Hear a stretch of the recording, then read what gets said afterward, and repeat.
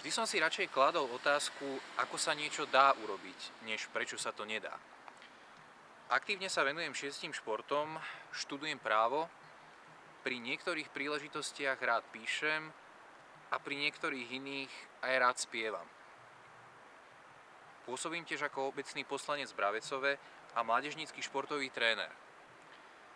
No v porovnaní s niekým, kto stíha byť súčasne poslancom Národnej rady, primátorom okresného mesta, aj poslancom Vúcky, sa ešte stále mám čo učiť. Zákaz súbežného vykonávania určitých verejných funkcií by mal byť upravený zákonom. Kým to tak nie je, nesedenie na 3 či viacerých stoličkách je najmä otázkou charakteru.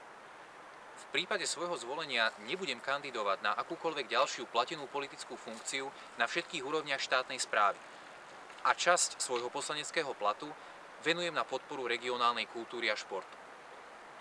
Zastupovanie záujmov občanov nemá byť zárobkovou činnosťou. Chcem byť iný ako väčšina mojich predchodcov.